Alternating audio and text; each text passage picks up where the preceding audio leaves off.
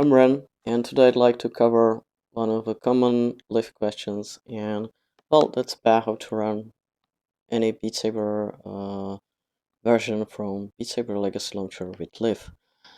It's very easy, but people struggle with it, so I'll try to show you. I will be using Oculus headset because that can be problematic for some people. The thing is, LIV usually uses SteamVR, so you'll have to run both the Oculus whatever thingy in SteamVR. So that's our step one. Run, run those. So um, I usually start with um. Okay.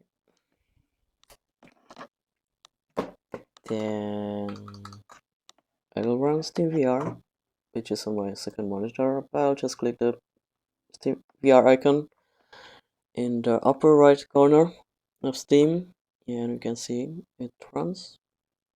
Well, SteamVR likes to crash, so it blocks my add-ons. Anyway, when you have it working, and it shows your headset, your controllers, your sensors, you can launch LIV. If you're using trackers, uh, you want to activate all the trackers and then launch LIV. Okay. I won't be doing that because I'd have to use this thing which currently crashed. So you launch Capture. It's a PCVR tool, and if you're going to be using Quest 2, like this, it's a PCVR. Okay, so don't touch any of those Quest things. Avatars on Quest don't work. If you connect your Quest to your PC, you can use them, since, well, your computer will be running the game. You know, you should be able to see your avatar, and it should also move and stuff. So, oh, you don't see the game, right? Well, the game's not running yet. So, you also launch the launcher, so you can run the game. Here you just click on launch. Don't use Oculus mode because the game won't run through SteamVR that you need to make it run through. As you can see, this is the LIV camera thing that you really need to have there. If you don't have it, you have to install it first. I guess that's this, the LIV SteamVR driver. It is the first thing you should do when you run LIV, so I suppose you already have that. But if you don't see this thing, that's what you have to do. Well, when you launch Capture, by default you will see this auto option, and it looks for all the games that you've got on Steam and shows you which work and which might work.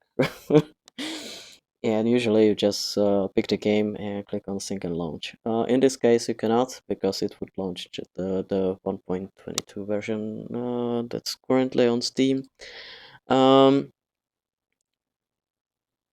If you want to capture the one you have in Beat Saber Legacy, just launch the game, and after it's running, you can choose a target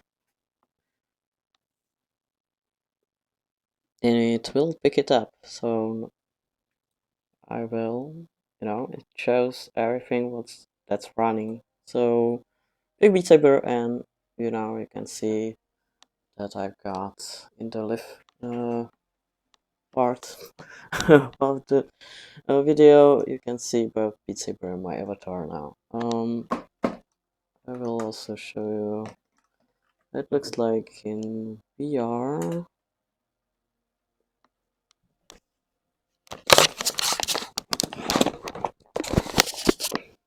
Well, my we can see that I've got LIV running. If you see this green dot, well, it's not green yet. If you see this, you should see also your camera.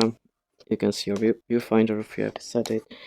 So all you have to do to set things up is just point at the LIV logo and wait until this menu shows up. And here you can play with the camera, so you can move it around. If you just point at it, press the trigger, you can move it around. Same thing you can do with this. So if you want it to be further or closer, I think this is fine. Here you can set up your avatar. I don't use full body tracking, but I usually have these on with my trackers, and then I have to calibrate. Well, if you don't have full body tracking, usually just click on calibrate t-pose and it will work. If not, you can always edit the calibration, and you'll have something like this, where you can move the controllers to match it so the avatar would look correctly, move correctly. Here, I usually match my height, even though my avatar is actually a copy of me, so it's not necessary. If you match arms, it can just go totally wrong.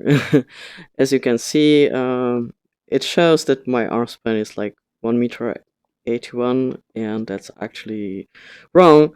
LIV for some reason likes to make big arms, and if that happens, you don't actually need to restart LIV, but you can use the manual calibration here to make it work. It will still, if these orbs or whatever, the controllers will be in your hands, your sabers will be there too, so you don't need to worry about that. And if by chance your avatar is not at 0.000 in Unity, you can use the floor offset as well. LIV actually turns it to right direction, so that's about it. If you want to delete the settings, click on this cross. It will delete completely the settings, and you can calibrate again.